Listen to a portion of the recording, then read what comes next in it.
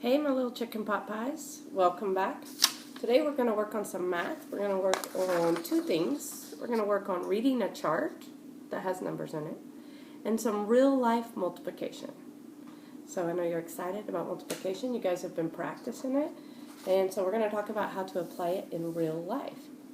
So today I brought some groceries. I have some groceries here. I have this. Shout out to Marcus for that. Some graham crackers, some cereal, some cookies, and some pancake mix. And we're going to look at these. And you may be asking me, what in the world does groceries have to do with multiplication? Well, I'm going to show you. Told you we do use math in real life.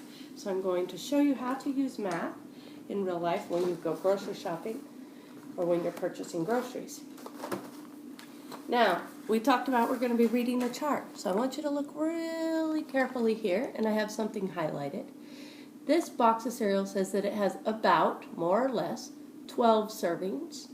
And each serving size is 52 grams. Do you see that?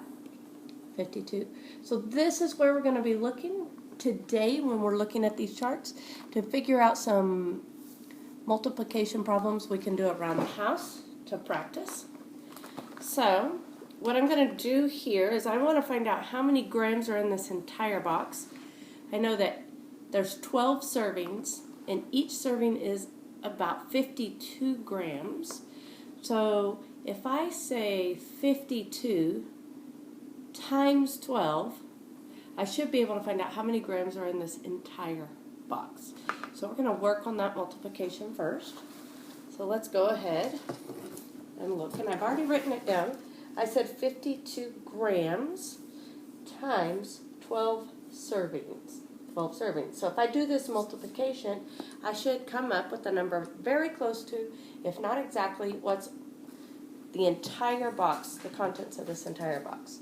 So let's go ahead and do this math. And we're going to do it two ways. We're going to do it the standard way, and then we're going to do the area model. So whichever way you like best, you can use that. So let's look here. Remember, when we're multiplying, we start here in the ones place, and we say 2 times 2. 2 ones times 2 ones is 4. Go ahead and write that down. Now we need to know 2 times 50, and 2 times 50 is 100. I know that. 2 times 5 is 10.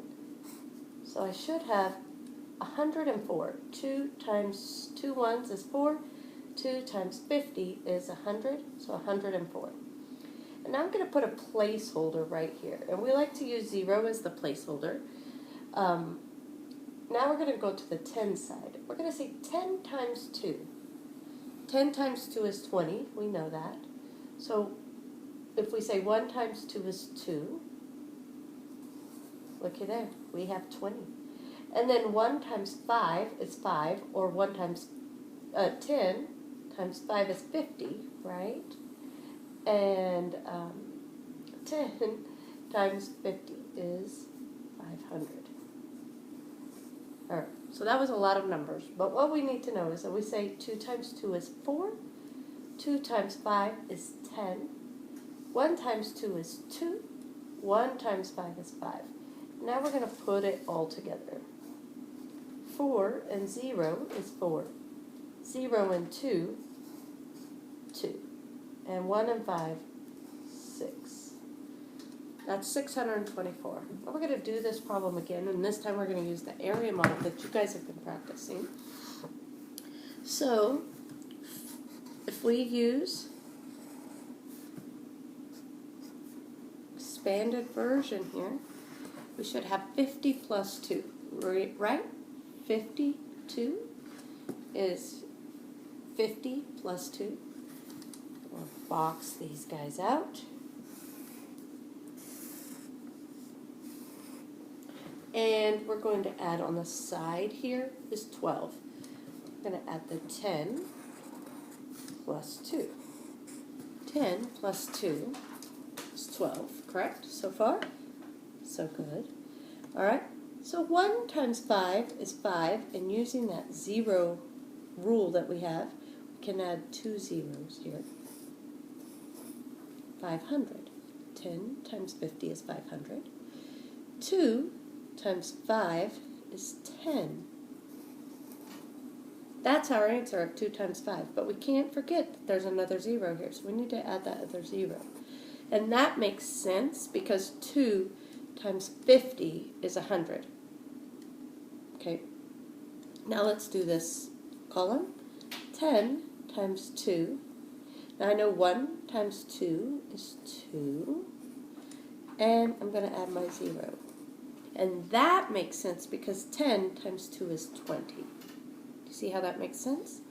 Okay, so now we just have this column. So I'm going to use this row, this column and this row. I'm going to have 2 times 2 is 4.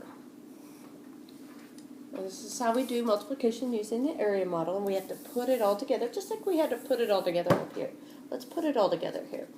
So we have 500 plus 100 plus 20 plus 4. We're putting it all together.